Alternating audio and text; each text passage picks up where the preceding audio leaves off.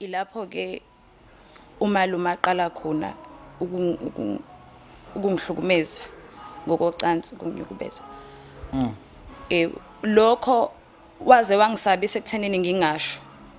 Leyo nto leyo ngahlala nayo yenzeka leyo nto leyo ngaze ngabe neminyaka u16.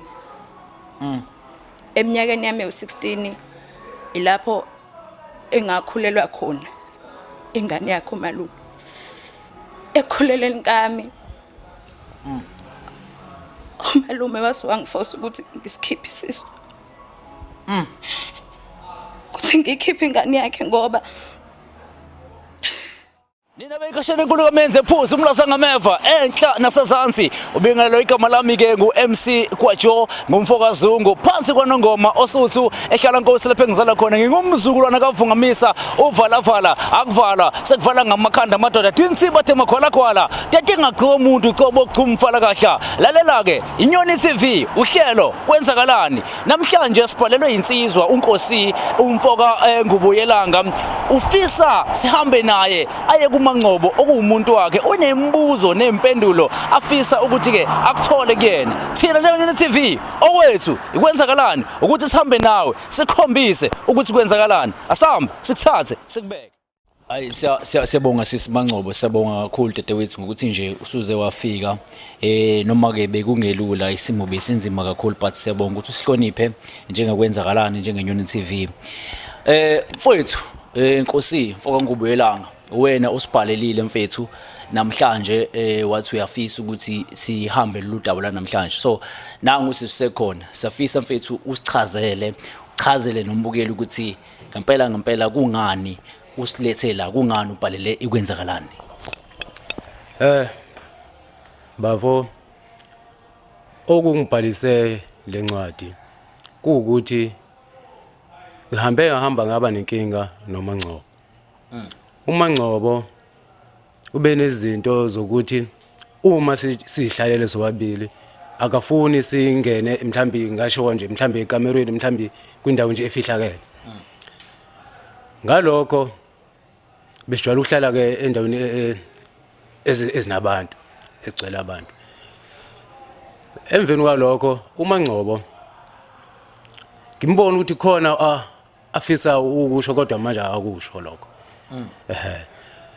Kulokho saqhubeka ke noMangcobo kuthe galolo langa wasuka uMangcobo wabaleka.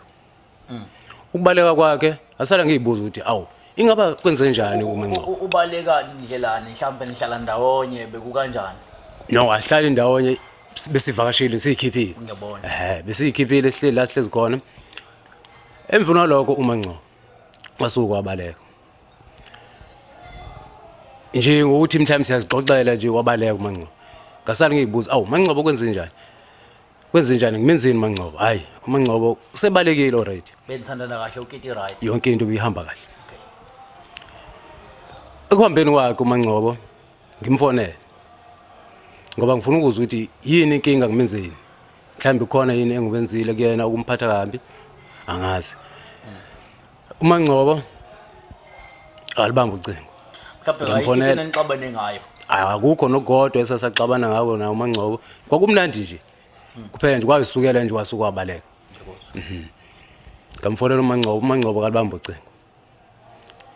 Ngimwhatsapp akangiphenduli. Gcina sengibona ukuthi sengiblockile ke manje uMangcobo. Ngisebenzisa inamba zabanye abantu abaseduze kwami. Nalokho mayibona ukuthi meza ukuthi mina alivala ucingo. Kube lokho ke kudala ukuthi ngize kunina ngikwazi ukuthi ngixhumane nawe uMangcobo. Futhi kahle la Nkosi indlela yokuthi uxhumane noMangcobo ibisi ingasekho ubasubona ukuthi nono utshele nathi ikwenzakalana. So Mangcobo nangu mfethu usibhalele uyakhala uyalila so siyafisa ukuzwa ukuthi kahle ngobudlelwane benu ngoba phela uyachaza ukuthi benithandana noma ukuthando lwenu belulukhulu futhi bekhoma ukuthi uyakuthanda yonke into beniyenza ndawonye. Empeleni bude akukho engingasho ukuthi wakwakwenza. Ukumthanda kona ngiyamthanda naye ngiyazi futhi ukuthi uyangithanda kodwa kukhona angeke aze akuqonda okwenzakala empilweni yami futhi angiboni ukuthi engakwazi ukuthi amelane nale angazi noma ngizothi umthwalo yini engiwuthwele engamele ngimthwese wona yini so ingakho ngavele ngadecide ukuthi hayi ngcono ngivele ngimdedele kahle kahle kwakuyindlela yami ukuthi ngimdedele ngoba ngiyazi akekho umuntu wesilisa ongamelana nale nkinga mina engiza naye kulobudlelwane bethu. Kanti beni anixoxini mhlambe inkinga mhlambe lisashelana noma ke senithandana ke ukuveza ukuthi awusanda sami mina nganje noma ke mhlambe kunokuthi yazi bhuti wami zikhona izinto ongayixoxela umuntu wesilisa nisaqala ukuthandana zibe khona futhi izinto ongeke uzukwazi ukuyixoxa. Mina inkinga yami enginayo inkulu angeke ngize ngiqamba amanga kodwa ayiyona into engavele ngithi nje ngasuke ngiyixoxela umuntu leyo. Yebo umuntu wesilisa mayefika empilweni yakho ukuthembisa izulu nomhlaba ethi ngizokunakekela nani kodwa akusiyo into engathi mina ngavele ngisuke nje ngikhulume ngayo leyo. Seyongixolela Nkosi yami. Hayibo Nkosi mhlambe ukubheka ke kuwena since ke usisebe ukuthi unenkinga mhlambe wena ngokwakho uke wakuchecka yini njengendoda phela manithandana umuntu uyamchecka umuntu wakho ukuthi mhlambe ngabe unemoya uyamfunda nje wena wawusumfunde ngokwanele yini mhlambe waphela mhlambe nawe mhlambe khona lawo kade ungafundile kona kahle ya khona empeleni benaso isikhathi eside bese isikhathi singanani nithandana vele kahle ngicabanga ukuthi mangikhumbula kahle 2018 qala kwethu kodwa nje manje into bengiyibona kuyena umuntu ubebonakala njengomuntu osiphethe kahle okuningi kuyena into engangibona nje ukuziphatha kahle ngitshena ukuthi hayi ufuna ukuthi lo muntu sakhumuzi ngimfice eseyijiji nawe vele ubulapho ukuthi ufuna ukwakha naye umuzi uMaNgcobo impela nje iyona intando yami ukuthi ngikwazi ukuthi ngakhe nawo umuzi. Okay. Impela nje ngiyamthanda uMaNgcobo. Ngiyamthanda uMaNgcobo. Mangcobo, nangu mfowethu umshiyile uyafisa unembuzo uyasifisa ukuthola impendulo uyayibuza uyayiphendula ukuthi hawu nathi nithandana kamnandi wasuvele wena usunyamalala usuhamba uthando lunihamba kahle kanti sisiyini kuphi kwenzakalani Nkosami angeke ngikwazi angazi noma uzothi ngingikwazi ukuphendula lo mbuzo kodwa njoba ngisho ukuthi kukhulu angifuni nje ukuqambela amanga Nkosi kukhulu kuningi futhi sengike ngaba ebudlelwaneni before nomunye umuntu wesilisa ngathi ngimtshela ngenkinga yami wavela wabaleka ngeenyawo zombili angifuni nje ukuqamba lokho kwangiphatha kabi okwenze kona ukuthi ngize ngigcine ngaphakathi lento engigcinile ayiyona into engazi ukuthi ngiyayiqhenya ngayo ngoba angicilelanga ukuthi inkinga ingehlakalele angizange ngiyicelele into eyenzakala so angifuni ukuthi ngingene ebudlelwaneni nawe mase uthola lento lena egcineni futhi mase uphinde futhi uyabaleka njengalabo babaleka ngcono mina ngisheshe ngikukhulule manje kusane isikhathi kodwa ke manje my sister ngiyayibuka nje le oyishoyo ngoba phela umuntu wakho nawe uyasho ukuthi uyamthanda so mhlambe njengoba namhlanje ke silikhuluma lolu daba mhlambe kungakusiza yini ukuthi uphumelo bala noma kuthiwa mhlawumbe unemoya ngiyakalekisa mhlawumbe kuthi unemoya wangenwa imoya thizeni noma mhlawumbe idlozi noma yini kubalekile ukuthi umuntu wakho ushare naye information kube kuyena ukuthi uyahlala noma uyahamba mfowethu kukhona yini mhlawumbe ke wena ke njengoba nithandana mhlawumbe ubukubuka ukusola mhlawumbe kuyena ukuthi mhlawumbe umuntu wakho unenkinga phela mawuhlala naye umuntu uyakwazi ukubona ukuthi hayi sano sami ngathi khona la esinganeme khona sengiyasho nje wena ngokwakho ya khona empeleni bengikubona lokho njengoba ngishilo nje siqale ngithi mina into ebengiyibona kuyena ungafuni ukuba seduze kwami kakhulu ukuyitshela ukuthi like ukuba seduze kwakho ndlelani mfethu mhlambi nje mhlambi mase manikadlisha kusho njalo mhlambi ngizomthinta nje kanjalo ya yena ube nakho lokho ukuthi ngathi ngingamthinta nhlobo manje ngayitshela ukuthi hayi njengoba sengishilo nje kuqale ngathi bengitshela ukuthi usayiphethe kahle uMaNgcobo nawe uyakwazi lokho maNgcobo nawe uyakwazi ukuthi mina ngangasho kwena ngiqala nje ukubona ukuthi ngiyakuthanda maNgcobo noma mhlambi kukhona izimo zakho ezingakanani lezo zimo ngakwazi uyimela mina lokho uyakwazi maNgcobo nawe maNgcobo uyakwazi lokho ngabe sengiyamtshela ukuthi maNgcobo noma mhlambi kuthiwa kwenzalani kuwena anginankinga nalokho mina ngizokumela konke okumele kumele kwena ngendlela yothando enginalo ngayo. Bafowethu, uma abantu bethandana ngokolwazi enginalo khona leli sibiza ngo-connection esibiza ngokuthi uma ungekho Nkosi, uma ngobe ngekho omunye eseThekwini omunye esemakhaya noma ekuphi kuphi, kodwa kunalento le ethi ngiyakwazi ukukonnecta nomuntu wami even noma nihlangana ngisho kuthiwa nihlangana wekamera, kunalento esibiza ngo-connection. Ngifuna ukuchecka la mangcobo ukuthi mhlambe ngabe ayikho inkinga lapho ukuthi mhlambe awuconnecti nobafo noma kwenzakalani isizathu mhlambe esenza uzumshiya noma wena mhlambe isizathu sakho awuconnecti nabantu besilisa, kuyenzeka nalokho. Siyafisa Kodwa ukuphendula futhi ngiphendule naye uNkosi. Mina inkinga yami yaqala la. Kwathi mangingaphosisi ngangineminyaka u7. Ekhaya umama ngangahlala naye, ngangihlala nogogo kanye nomalume. khulisa ugogo. Yebo, ngikhulisa ugogo. Okay. Kanye nomalume. Kwathi angazi noma ugogo wayehambile esontweni noma kokwenze njani, kodwa ngikhumbula kahle ngangisele nomalume ngaleso sikhathi.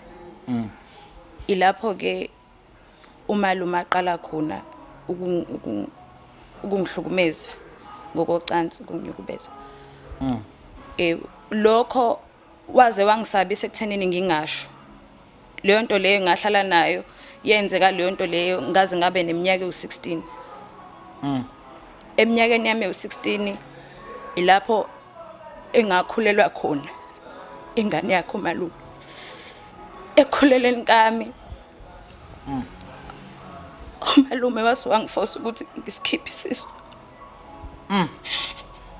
Kuthi ngikhiphe ingane yakhe ngoba Okay, thula dadewethu. Liyezwakala udaba dadewethu. Kodwa ke ngifuna ukubheka la ukuthi ke mhlambe ekulaleni kwakho na umalume elala nawe mhlambe wayekusabisa, mhlambe khona izinto ayethatha mhlambe immese noma yini noma wayenesibhamu, ufuna ukuchecka nje lokho noma nje wayengisabisa ngokuthi uzobulala ugogo kanye nomama. Wayehlezi elento ntantsha ukuthi wenza lezi zinto ugogo mayengekho. Angisabisa nangommese ethi uzongibulala. So esekwenza ke le ndaba ukuthi wenze abortion, uyena wakusiza wakulandela izinto noma wakuhambisa kubanteni abayenzayo lezi zinto lezi, kwenzakala kanjani khona? Ngalolo suku lolo waqamba amanga kugogo ukuthi khona la angisa khona uyangikhipha njengomalume wami. Wangisa komunye umama etown ngasekhaya. Wafike lo mama loyana wangiphuzisa eminye imithi nje engingayazi. Ngase ngibuza ubuhlungu okunjeyana empilweni yami. No, kezwakala dadewethu. So ngicela nje wehlisa umoya khona, ngiyabona ukuthi udaba olubhlungu kakhulu, kodwa ke ngifuna ukubheka mina la ukuthi ke emva kokuthi sekwenzekile konke lokhu, then ke ugogo akaza sola lutho, akaza sola mhlambe nokuthi kwakhulelwa nenza njani, wenza njani nalowo malume, mhlambe wawumbuka kanjani nakhona egcekeni? Ugogo wathola ngayo indaba, wambamba umalume ngobunye ubusuku, wathi indaba ayifihlwe ngenxa yokuthi wayesabela ukuthi abantu bazothini, nanokuthi umama wayezombophisa umalume. Kuze kube namhlanje umama akayazi leyo ndaba, njengoba sengiyixoxa namhlanje. Iyona eyenza ukuthi ngisabe ukuba nomuntu wesilisa. Ngoba kwaba khona isikhathi lapha abantu besilisa ngangibanyanya khona, ngifuna nje ukuqamba amanga. And ukufika kukaNkosi empilweni yami, angazi ngichaza kanjani, ngizothi mhlawumbe kwangibuyisela ithemba, kodwa ngabona ngokuthi sesithatha ubudlelwane bethu sibuyisa kwelinye izinga, ukuthi kahle kahle angikabi right emoyeni. Lento le isangihlukumeza namanje, ngakho ngathatha isinqumo sokuthi ngivele ngihambe. Ya, kodwa ke uNkosi ukufika kwakhe empilweni yakho ufike waba nempatho yini, ufike wakuveza nokuba indoda eqotho ekutheneni ekwazi ukunakekela njengomuntu wakhe. Empeleni kodwa lokho kusho uqinisile. uNkosi ungithandile nami ngimthandile futhi namanje ngisamthanda. Angifuni ukungasho kodwa angiboni ukuthi ngizokwazi ukuthi ngimanelise njengomuntu wesifazane. Angiboni ukuthi ngizokwazi ukuthi ngibe lo muntu amdingayo empilweni yakhe. Ingakho ngisheshe ngathi angimkhulule nje aqhubeke nempilo yakhe. Kuyazwakala. Mfowethu sexolisa udaba olubuhlungu kwanami ngengugwatshuli yangidabukisa udaba likaMaNgcobo. Nami ngizizwa ngidown kakhulu. Kodwa ke mfowethu ngiyazi ukuthi uyaqala na ukuyizwa le ndaba mfowethu. Nanga umuntu wakho mfethu usekhulumile usebekile ukuthi hayi ngoba ekubalekela hayi ngoba mhlambe kwakunjani yilesi simo leso mfowethu. Yeah mfowethu mina sobonga kakhulu ukuthi ngigcine sengikwazile lokho ebekusenzeka kuyena. Ngalowo mazwi lawo uMaNgcobo wami ngophila naye koze kubuye uJesu. Ngifuna ukuthi kuyena uMaNgcobo wami ngicela akhululeke. Mina ngizombheka ngayo yonke indlela ekumele ngenze ngayo ezomkhulula emoyeni wakhe. Kusho ukuthi mfethu wena njengamanje uthi ayikho into ezoshintsha kumafuze uthi mapholoba isisimo uyasiqonda futhi uyabona ukuthi kwenzakalani. Impela ngichaza khona lokho. uMapholoba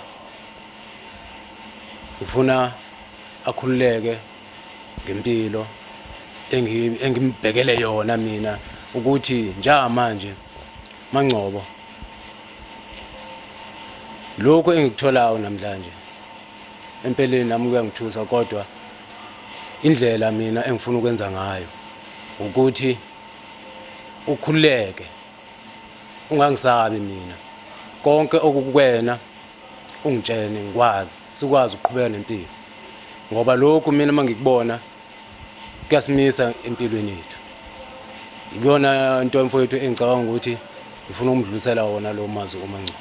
Ngubelanga mfethu angifuni ukuthi uthenge amehlo ethu ngoba nakho mhlambe siyi-TV ngoba usibhalele mhlambe sihamba nathi noma mhlambe wazi ukuthi ngifuna ukuzwa ngawo ukuthi njengoba usho kanje kuneyingqinamba nama-challenges awusazoba nawo noma usazowabona njengoba uMaNgcobo eselivezile lolu daba lwanamhlanje. Mfowethu ngiyabona lo ma-challenges ngiyabona ukuthi kuzokwenzeka lokho kulokho uMaNgcobo mina akukho la ngajika khona kho ushintsho oluzokwenzeka njengoba ngishilo ukuthi uMaNgcobo ngihlose ukuthi abe umfazi. Ngiyabona. Yeah. So beside kuMaNgcobo bukhona mhlambe ubudlelwane baphambilini oseke waba kubona mhlambe ongathi ngoba phela noma sikhona singababhema ufuna ukuthatha intombi uyayibuka ukuthi nayo intombi yangempela shuthi ngamanye amazwi ngibuza wena ukuthi usumbona ukuthi ngempela ukulungele ngempela yini nawe ukulungele ngempela ukuthi yena ngempela unqobo. Eqinisweni mfowethu angiqali ukuthi bese budlelwane naye bakhona angaba nobudlelwane nabo kodwa ngathola ukuthi beza ngendlela ukuthi kukhona la abafuna ungisebenzisa khona ngendlela engalungile ukuze ngigcine sengizofikelela kuMaNgcobo ngasithola isiphatho kuMaNgcobo ngendlela ekuyiyona ingakho ngathatha lesi sinqumo sokuthi uMaNgcobo kufanele ngimthathe asondele eduze kwami. maNgcobo ungubelanga umfethu uyayiqonda kakhulu into eyakwehlela futhi uyabona ukuthi isimo sikanjani uthi uyakwamukela futhi uyazehlisa so siyafisa dadewethu ngoba nawe uyasho ukuthi uyamthanda ukuthi ke mhlambe wena uthini kuyena njengomuntu enibambisene nayo ngobudlelwane ngoba ubudlelwane benu bukhomba ukuthi busuka kude. But mina angazi ngiyabonga ngalokho akushoyo inkosi yami angifuni nje ukuqamba amanga ngiyabonga kodwa okwamanje angakathembi. Angikathembi ngoba abantu besilisa abaningi bangasho njalo. Umuntu uthi uyathola mhlambe by next week umuntu useyakuziba. Kwiqimani xabana umuntu akuthiwe ngakho lokho osudlule kukona. Yabo so angazi bekuye kukwehlele kubudlelwane baphambilini previous mhlawumbe umuntu sekuthuka ngesigameko leso kade umtshela ngaso. Kwake kwenzeka Yebo kwakwenzeka ingakho ngidecide ukuthi ngivele ngimshiye ngihambe ngingakamtsheli ukuthi kahle kahle kwenzakalani. Yebo. So Mangcobo ngifuna ukwazi ke la ukuthi umenzi umalume owenza isigameko ukuthi usakhona yini noma mhlambe ekhaya. Umalume ukhona kodwa akekho ekhaya. Umalume waboshwa ngenxa yamacala ayewenza angimina kuphela umntwana amnyukubeza ngokocansi. Utholakala ukuthi vele nangasekhaya abuya abaleka kwezinye indawo kanti lapha abalekela khona uzobanjwa wagcina ukuthi aboshweke. So ekhaya wena usuhlala nabanye omalume abakhona ngoba ngizwile ngathi usinogogo akasekho. Yebo bakhona omalume nomama kodwa usebuyile ekhaya ngoba umama wayehambisa umsebenzi eze ngahlali nami kodwa usekhona ke ekhaya. Kodwa mhlawumbe umunganqeni isimo senhlalo since engasekho lo malume sinjani nje umunganqeni ngoba phela kubalekile uphumelo balo. Angifuni uqamba manga nkosami mina sengikhululekile ngokuthi akasekho ngoba omalume bami laba abanye abakhona bangithathe sokumntwana wabo abangiboni njengomuntu njengomfazi abangamenza lento angenza yona. Yebo bangithathisa ngingumntwana kaSiswabo oyingane kubona. Angeke nje ngize ngikhohlise bhuti wami angazi ngikhululekile futhi ngiyafisa nje ukuthi nje ngaqhubeka kahlale ejele. No mfethu Nkosi Ngubelanga uMangcobo sesibekile isimo sasizwa futhi siyadabukisa mfethu mhlambe okunye ongakazi usikhanyisele ngakho ngobudlelwane benu noMangcobo mhlambe ongathi cha uyafisa ukuthi ukuveze namhlanje ngoba kuningi nani isinto esidlule khona. Yeah mfowethu kukhona isikhathi la esangamcela uMangcobo sihamba sawubhuka sahlala kwamnandi kodwa ila engathi mangisonda izandla zami ngithi ngiyamthinta khona ila khona waphuma wabaleka wangishiya. Ungakazi ukulale naye before? Hayi ngangaze ngilale naye before ngoba umuntu nje ngathini umuntu osiphethe kahle so unalokho ukuthi mangisondele eduze kwakhe amuve kancane kumina ingakho ke ngabona ukuthi mina uMangcobo umuntu osiphethe kahle.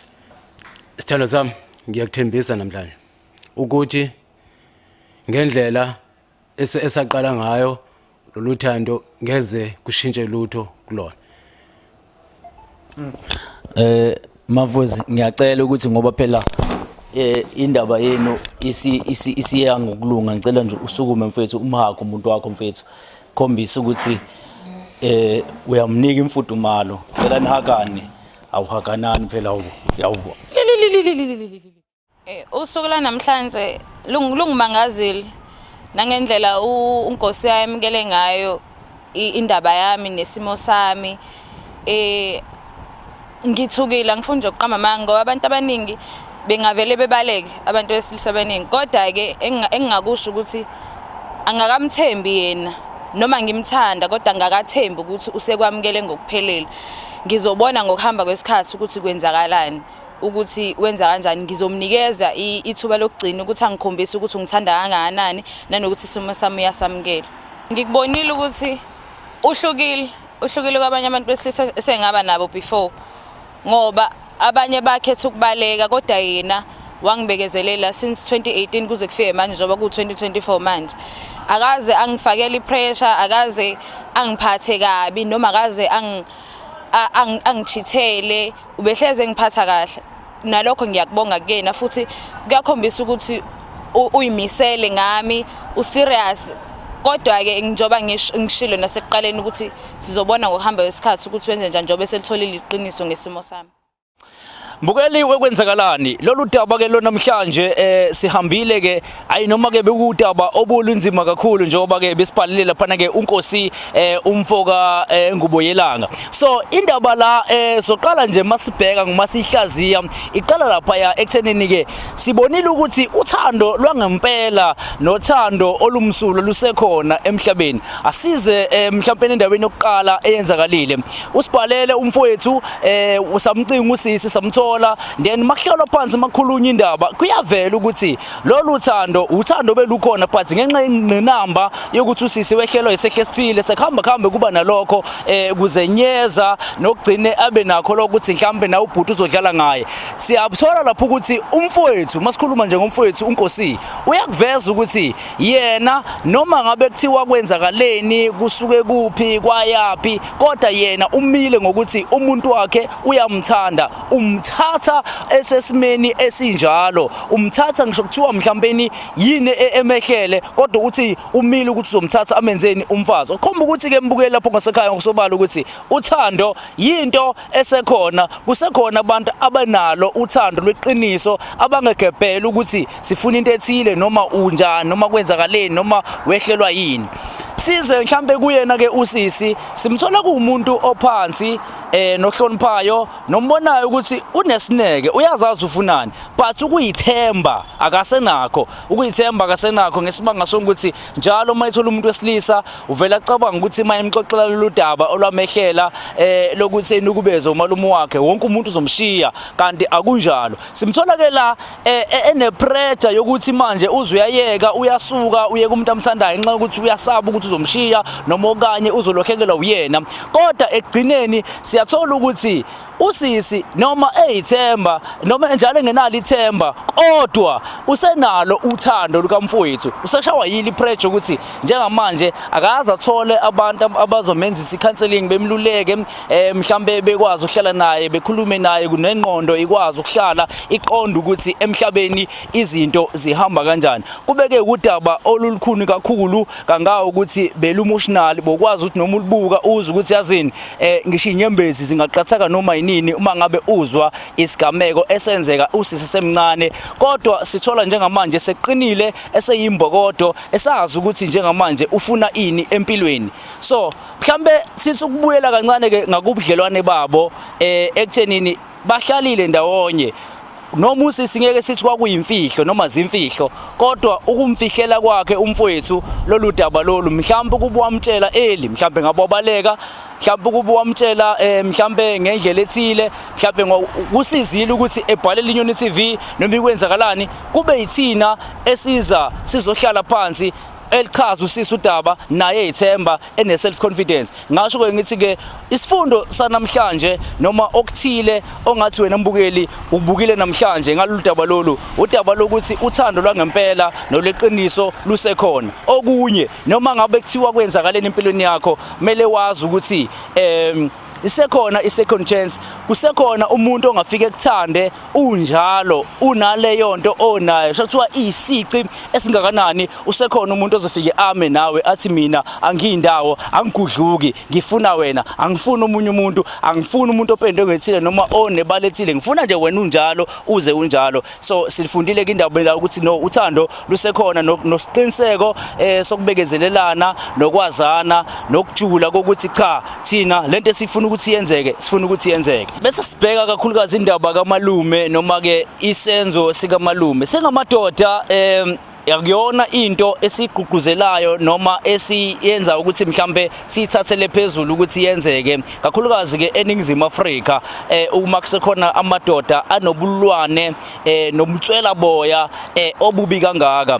Lesi senzo ke esenziwe kakhulukazi uMalume ngingasho ngingananazi ukuthi isenzo sobulwane kahle ufanelwe ukuthi abantu abenza njengalaba ukube kuthiwa eNingizimu Afrika umthetho uyaqina noma uya ngale ndlela ukuthi umuntu mayigange kanje agwetshe nje udilika tshele ngoba kahle usuke ekhombisa ukuthi uyintswela boya akakwazi yena ukuhlala nengane noma ukunukubeza ingane yakhe ngofanele igazi lakhe leli eqhubeke ephile emphakathini. Sikuthola ke kuyinto enzima kakhulu le eyenzakala la, uthola ukuthi uMalume noma umuntu omdala ekhaya unyonyobela ingane. So kuyisenzo ke lesi esingesihle kakhulu nengicabanga ukuthi kusadinga ukuthi ngelilanga sibe nazo izinhlelo eziba khona ngisho emakhaya ezikwazi noma ngabe ikuphi ke eNingizimu Afrika ezogqugquzela abafana ukubaleka nokuhlonipha izingane zamantombazane abafana besakhula, ngoba ngiyacabanga ukuthi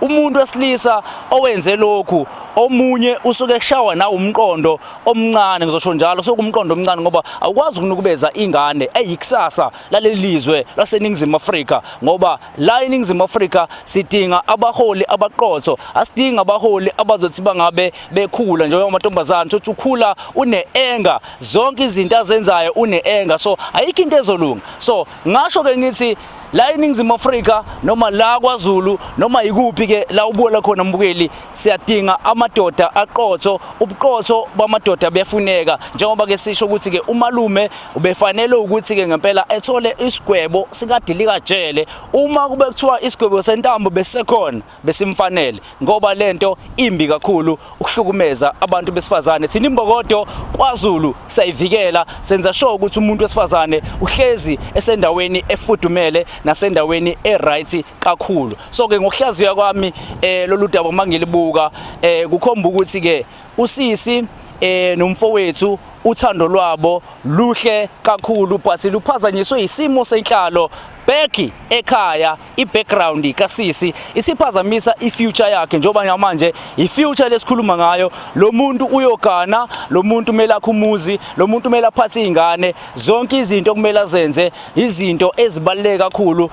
Njengakwenzakalani sibe sesaqinisekisa ukuthi usisi njengoba esesimeni esibucayi futhi ukutholakala ukuthi asikaze salungiseka ngokululekwa ngokomoya nangokululekwa ngokwenqondo, sibe sesithatha isinqumo sokuthi simtholele indawo la ezokwazi ukuthi ehambe elulekwe ngokwenqondo, ephinde elulekwe nangokomoya, elapheke nje spiritually, ngoba kuningi othola ukuthi une-enga ngakho futhi akakaze abhodla noma wa-relaxa noma wathola umuntu ozokhuluma naye direct elokhu emnikeza ukuthi noma kunje lisekhona ithemba. So ke thina sikwenzakalani senze sure ukuthi ke ulolu daba siyangenelela kakhulu, ngoba kunabafowethu esisebenzisana nabo kakhulu abalekelela abafowethu osoke belimele kanje, ngoba usisi kuyakhomba ukuthi kuningi ukulimala obekusemqondweni wakhe. Kodwa njengamanje isolution ke esiza nayo ukuthi uzolokhu ehamba nje lezi ndawo, saphinde futhi sabazamela enye indawo ukuthi benomuntu wakhe bekwazi uphinde beshaya umoya, bekwazi kubonda uthando lwabo luqhubeke luye phambili, engagcini usisesebuka umuntu wakhe njengomuntu oyisilwane noma oyinswelaboya, kodwa embone njengomkhwena wakhe oqotho futhi embone njengomuntu ongeyona ingozi kuyena. So ke sikwenzakalani senze sure ukuthi lento leyo ke asishiyi kulolu daba lolu, asishiyanga lulenga, senze sure ukuthi noma ngabe kwenzakalani kodwa usisi uyalithola usizo uma